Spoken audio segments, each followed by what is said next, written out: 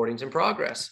Okay, so what we've been doing every week for now the past 11 weeks is going through the Mike Ferry sales system, the 21-point sales system. We are on point 12 now, which is administration and staffing. So a couple thoughts here before we get started. Some of you might already have a team, and this could be helpful to kind of go through a couple things.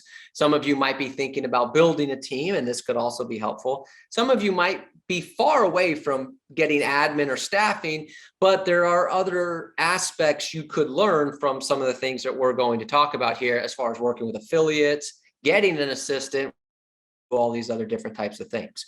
So we're going to jump into this. Now, I will say this.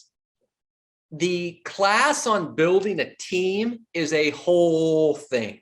This is not simply a building a team class. The team class is like a few hours long. I've taught that class before. Some of you might even attended it at the Mike Ferry Academy or something along those lines. So I haven't taught that class here, like on the Zoom office. I've taught the class in a bigger scale before. So that's not just this, but we will touch on a few of those things here today. Okay, so let's get into admin and staffing. So first thing I wrote down here on admin and staffing, if you're trying to add admin, an assistant, or any sort of staff so that you can do less work, don't. If you're trying to add admin or staff so that you can do less work, don't.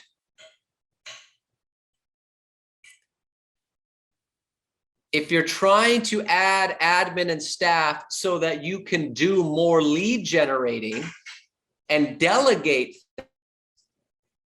do. Okay, so let me kind of go over that.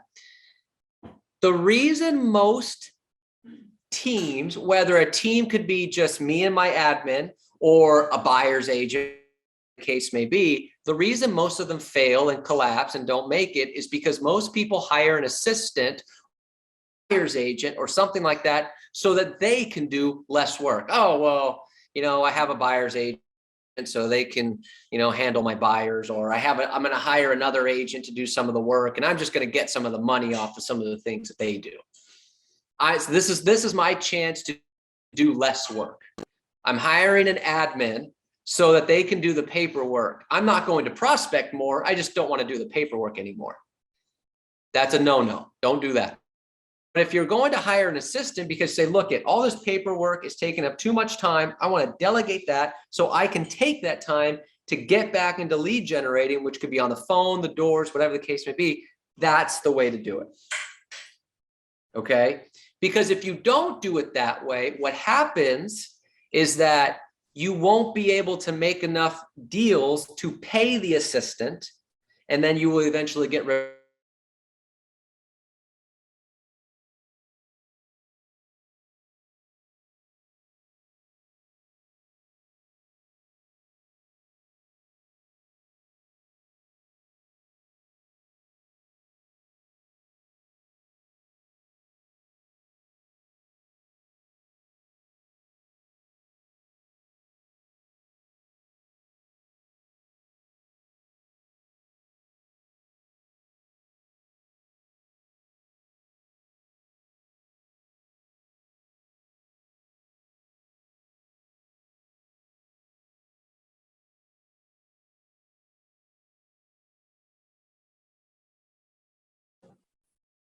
Did we lose Robert?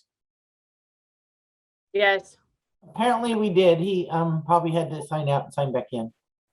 Thank you.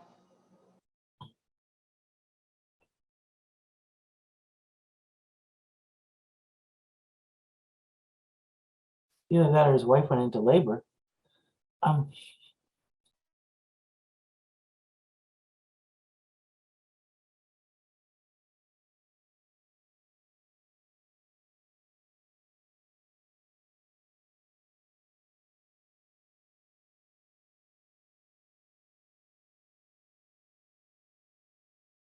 Does that all make sense? Uh-huh. That's funny. All right, good. So make sure that when you're hiring your first assistant or any sort of admin, it's so that you can go and generate more business to pay them. All right. When should you hire an assistant? So a couple ideas on hiring your first assistant. Actually, let me backtrack here. Do you think you should hire a buyer's agent first or an assistant first?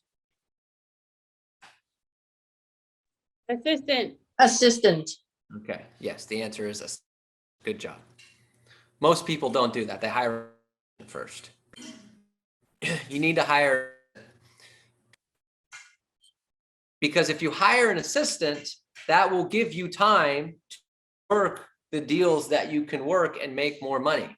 If you hire a buyer's agent first, you're still going to be bogged down with paperwork, their admin duties that are keeping you from prospecting and generating more business. Okay. So make sure that you go for the assistant first. Case in point, Melinda did this. Jennifer Matsumoto did this. I mean, Jennifer Matsumoto is going to close 50 deals this year and doesn't have a buyer's agent. She has an assistant that helps her. Mike Doyle's the same way, and a number of other people that produce at a really good level because they just have an assistant to do all these other different things. Right? So hire the assistant first. So when should you hire the first assistant? Well, that's kind of a tricky question. The general rule of thumb, it used to be that when you were approaching 40 to 45 transactions a year, you should hire an assistant. Okay. That's changed a little bit, because of the, commissions per deal and things like that. So maybe it's at 20 to 25. Here's what I want you to write down on hiring your first assistant. Hire your first assistant whenever you are financially comfortable to pay them and motivated enough to go get enough business to keep them. Why do I say that? Because we have people like Brian Burnett in Utah who day one hired an assistant. He hadn't closed a deal yet, but he hired an assistant because in his mind was, I'm going at this full go. I've got the money, I've got enough savings to pay them for a few months, and I'm going in with the assistant day one, even though I've never closed a deal, because I want to just focus on prospecting 6, 7, 8 hours a day. And that's what he did. Fast forward 15 years later, and he's doing pretty well. So that's what you have to consider with hiring an assistant. Whenever you are financially able to pay them and motivated enough to prospect more to keep them. But if you're looking for a specific number, I guess you could probably consider somewhere around 25 plus. Because you have to think of it this way with admin and staffing. If you're closing 25 deals a year, how many deals is that a month?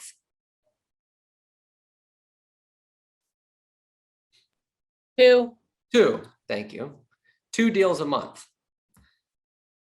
So 2 deals a month, realistically, is that really hard to manage? Is 2 deals a month hard to manage? Donna says no. Realistically, 2 deals a month is not hard to manage. So if you're doing 2 deals a month, you're doing 25 deals a year. That's monster numbers.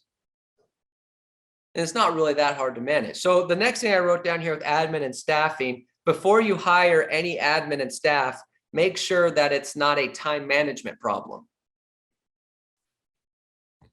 Because a lot of times the issue is not that you're too busy, it's more a management issue. So we tell people all the time, I want to build a team. Okay, great. Well, before we do that, let's look at your time management situation.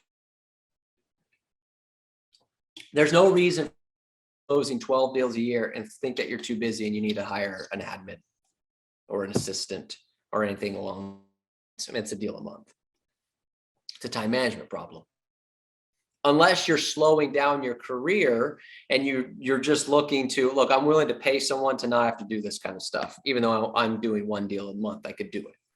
So you have to first figure out, is it a time management issue more than am I just too busy? Now, everyone's life is also different considering hiring an assistant, because some people, they don't have any other responsibilities. They have no family, no kids. So they can do a lot more with the time they have. Some people have 3, 4, 5 kids. They got to drop them off. They got to pick them up. So they might need an assistant just to do the paperwork. So instead of 40 deals, they might need to hire an assistant at 20, 15, something along those lines.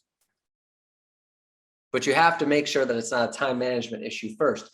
Now, part of time management, as we've gone over before, is the type of deals you're working. Meaning that driving 2 hours away to find deals and you're thinking, gosh, I didn't have time to prospect today. Well, part of the problem is that you're going too far for business. That doesn't mean you admin.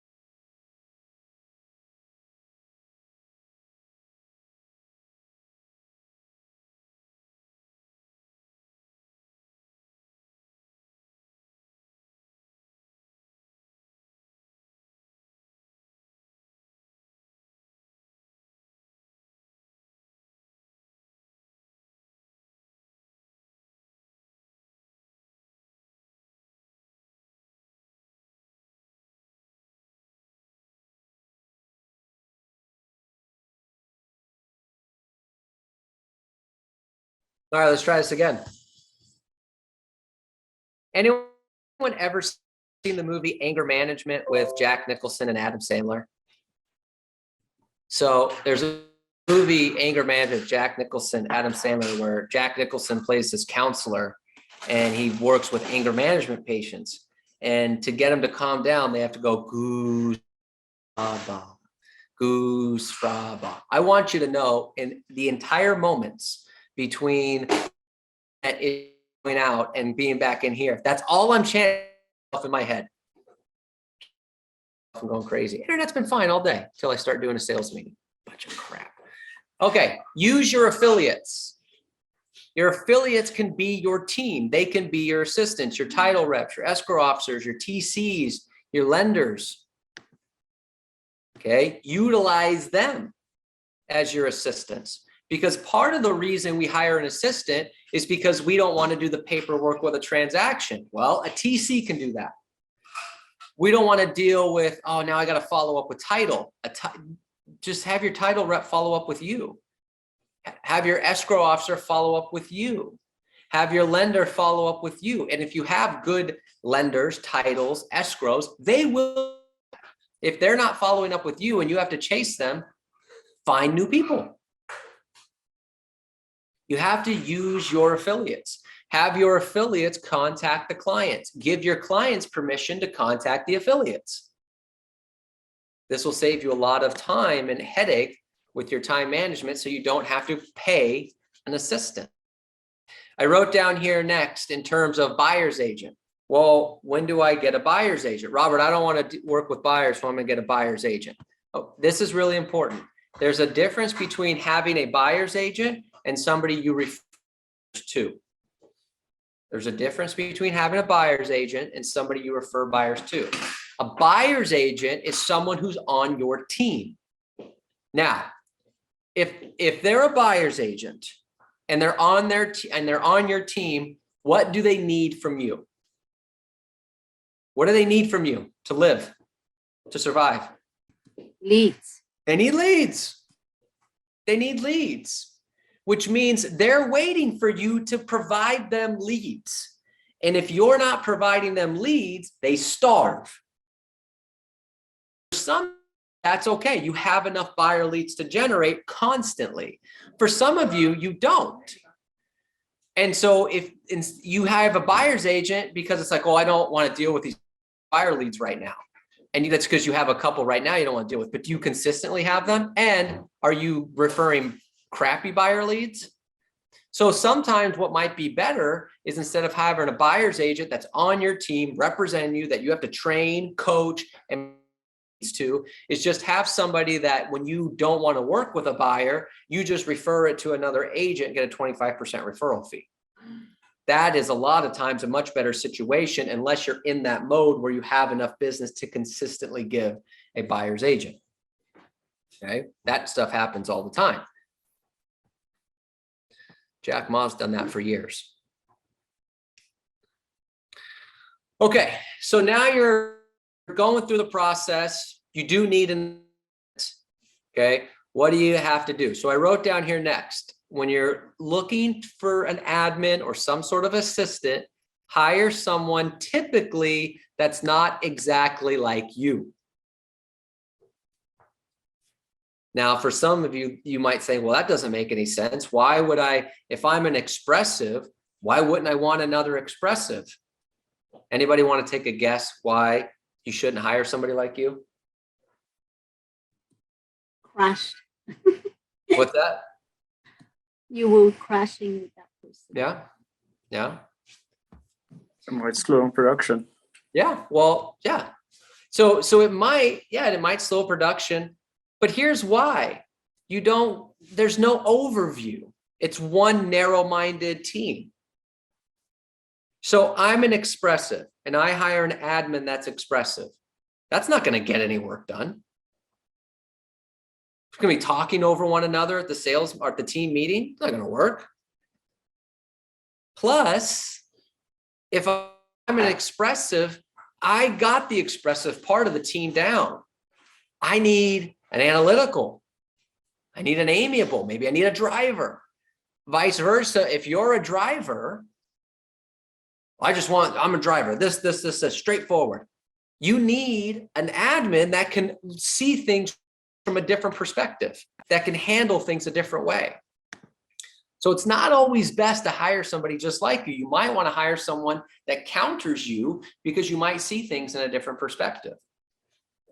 So you have to look at stuff that way.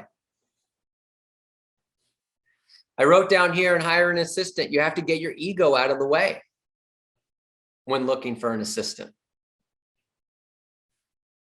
Now I wrote get your ego out of the way. And what that means is that you have to not look at an assistant of, oh my gosh, I'm so great. I need an assistant. They should be grateful to work for me. You should be looking at this. Wow, I'm so fortunate I have all this business. I need help. I need someone to help me. You should be looking at an assistant as I need you, not you should be so grateful to work with such a top producer like me. And there's so many agents that have that mentality. Oh, it's so grateful to work with somebody like me. I'll show you the ropes.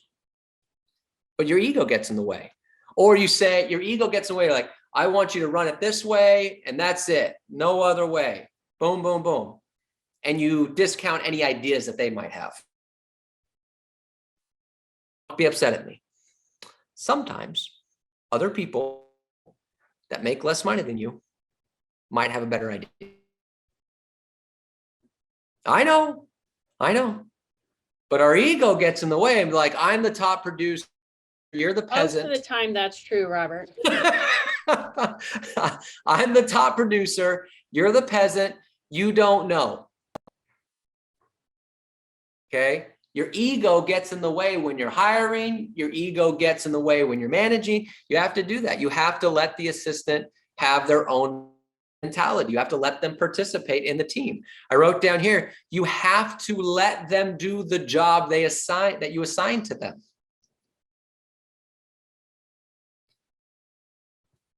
You hired them to do a job, let them do it so that you can go do your job. See, a lot of times we get involved with the assistant, not always because we think we can do better. We get involved because we don't want to prospect.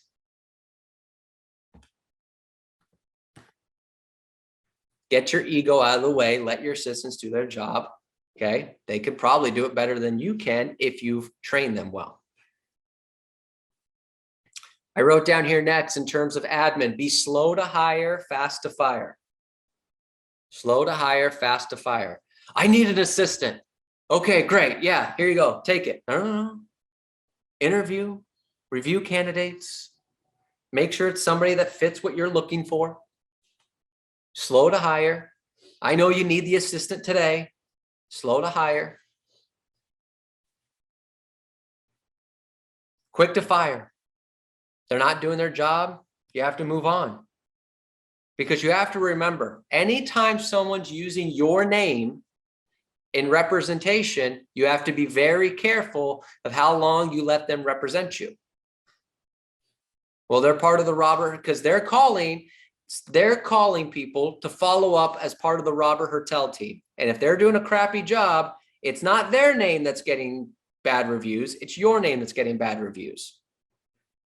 So if your assistant or a buyer's agent or anyone else on the team is not doing a good job, you have to get rid of them. But this is the same with your affiliates. This is why for some of you, you might not be thinking, oh, I'm so far away from a team.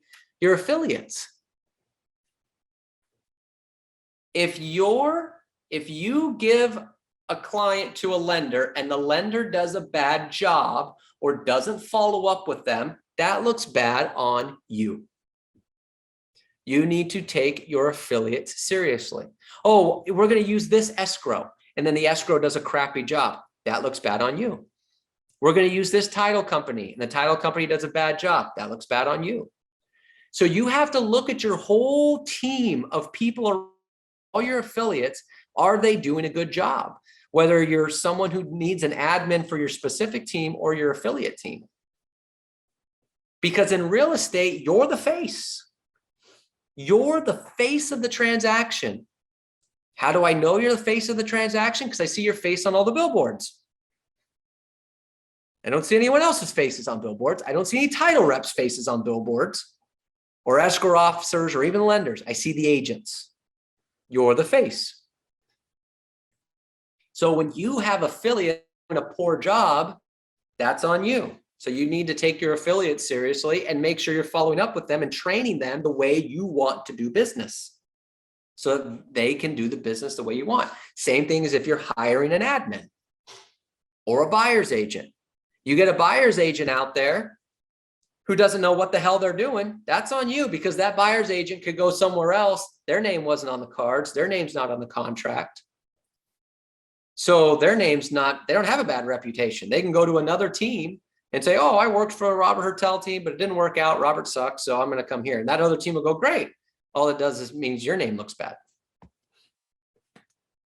So you have to be really on top of the people that you're working with. And if they're not up to par, either train them or move on from them. Okay. Now, I wrote down here some of the best places to find admin for your job would be title reps, escrow officers, transaction coordinators, or escrow assistants, TC assistants. Office admin are good people to find. Here's what is typically not good people. Real estate agents are typically not good people.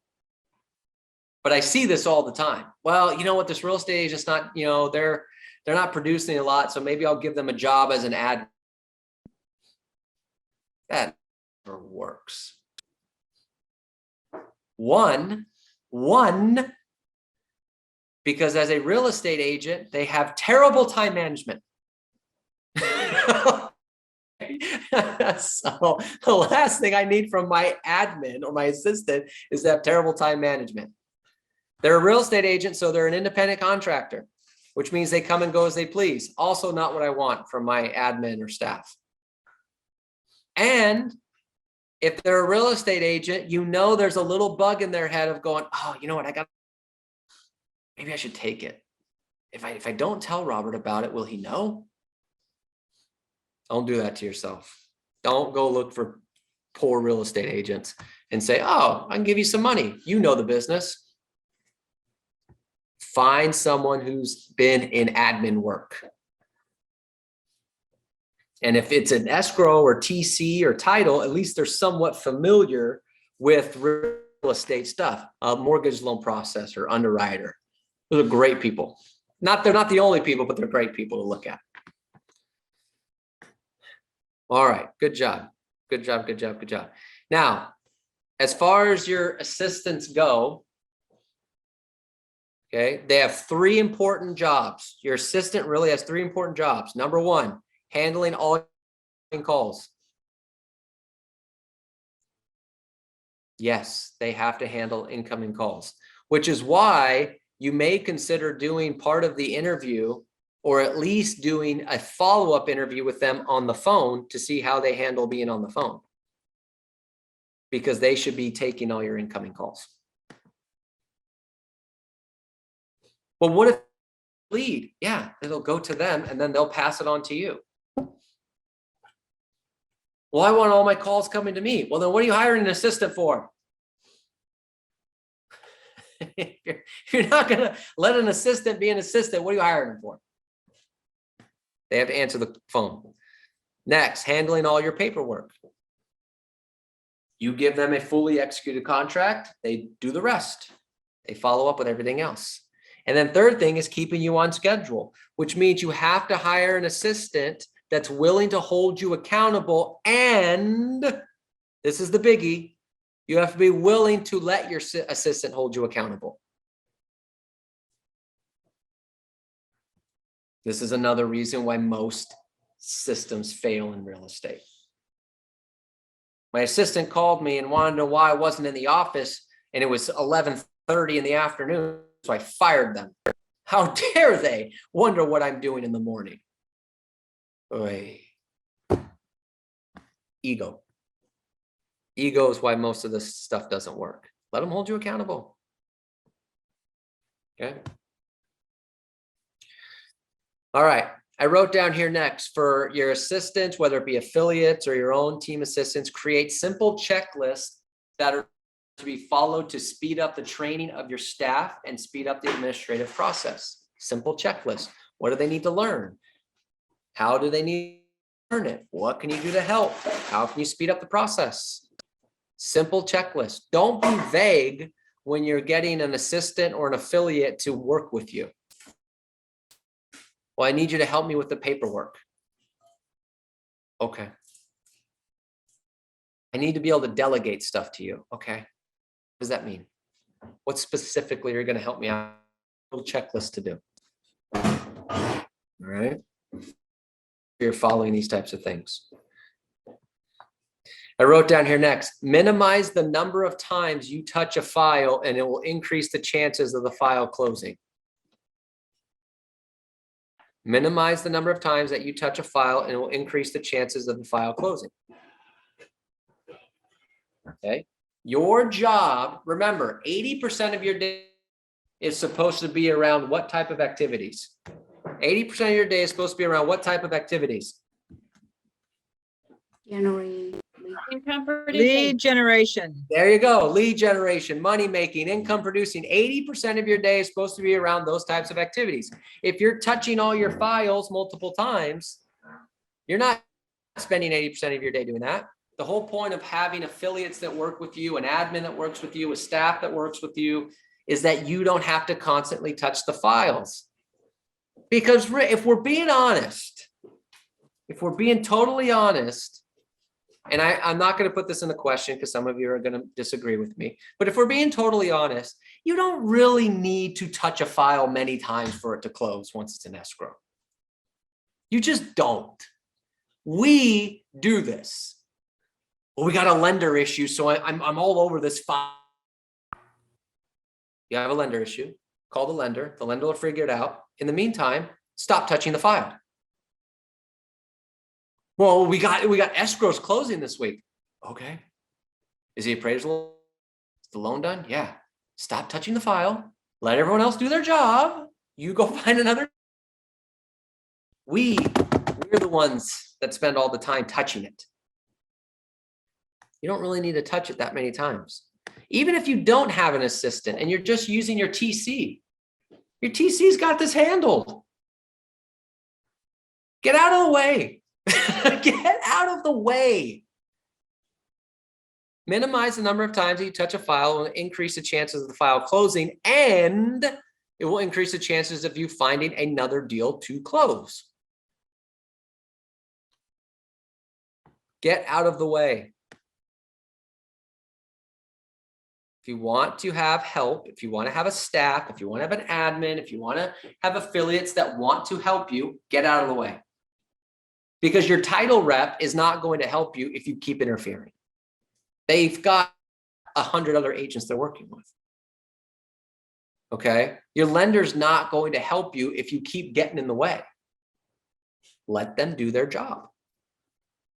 And again, now let's go back to the beginning though. If you have to keep following up with people and you have to be involved because they're not doing their job, find new people. But get out of the way. All right. I wrote down here next, give your staff time to learn the jobs. You can't train them. Give your staff time to learn the jobs. You can't overtrain them. Here's where we run into a problem. Not everybody understands the lingo. So when you say something like a loan contingency, not everyone's going to know what that means. So you have to give them time to learn that. Who do they call? How do they see that in a contract? There are people, I'm not saying this as a joke, I'm saying this in reality. There are real estate agents. I understand the contract is changing now, but there are real estate agents that have been in business for 30 years that don't know the basics of the contract. Nobody here. So you hire a staff member and 2 weeks later, contract wired down. You gotta give them a little bit of time to figure this stuff out. Well, they can't figure out the CRM. A lot of people can't figure out CRMs. Okay, as far as get the text message stuff out and all these other things, you have to give them time to learn the process. Now, figure out how much time is too much time, but you have to give them time. They're not going to have this all figured out in a week or two. But you have to take responsibility to constantly train them. Don't give them a manual. Don't give them a video to watch. You have to be involved. You have to be hands-on. Now, that could mean that for a week or two, you're going to take a little bit of a hit in terms of your time because you have to spend time training them. It's short-term pain for long-term benefit. Well, we must have lost Robert again, which is fine because it is 12:56. So everyone, you can take your 4 minutes and go knock yourself out, and we'll start our class in 4 minutes.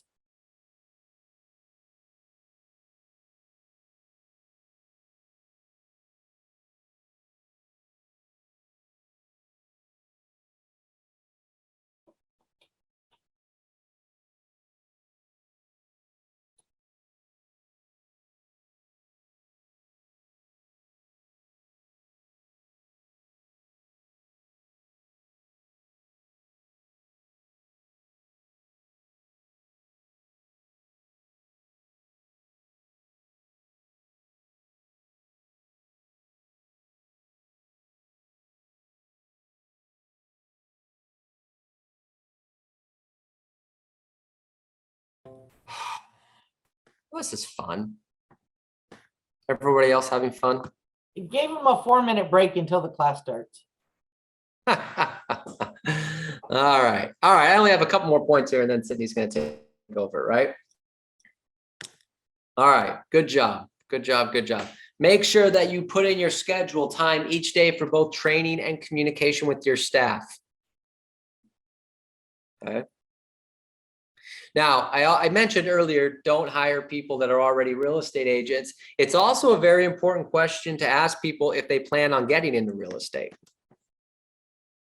Some people like that. Some people want an assistant that will help them get into real estate because they feel like, oh, they have ambition in real estate. Most people don't, because then they're training their competition. So it's a fair question to ask. How they plan on getting into real estate? Okay. Now, last couple points here I put on staff, right? I'll just make this the last 2 points, then Cindy will take over. I got more, but let's just make this the last 2 points. And they're all regarding keeping staff. Turnover is your biggest expense when you have staff. So 2 things to keep your staff engaged and continuing to work with you. Number 1, pay them slightly above market value. Find out what the market value is for an assistant in your marketplace, your area, and pay 5 to 10% above that. Keep them happy. Okay, because if you don't, they'll look for another job. And then number 2, make them a part of your success. Meaning that share your goals with them, share your wins with them, share your losses with them. Let them know the great month that you had. Let them know where you're on track for the year. Let them know what your coach said on your coaching calls. Let them know what you've learned in training. Let them know changing in your business. Keep them engaged. If they feel like they're a part of it, they feel like they're a part of something special, they feel like they're a part of your business, they'll stick with you longer and they'll be encouraged to help you accomplish them. If you keep them in the dark, then they just feel like they're not involved with anything and then they'll eventually leave. Help them help you, keeping them a part of it. That's your affiliates too. For those of you that aren't building a team, same thing with your title, escrow, lenders, insurance, all those people. Keep them engaged. All right, so that and staffing. Again, it's the whole class on admin, staffing, and building a team is like hours long, but we condensed it into 45 minutes minus my 3 or 4 computer issues. We got about 35 minutes. So hopefully there was 1 or 2 points in there that worked out really well for you. But all right, everybody, that's all I got. And I'm going to turn it over now to I'm the opening act. Now let's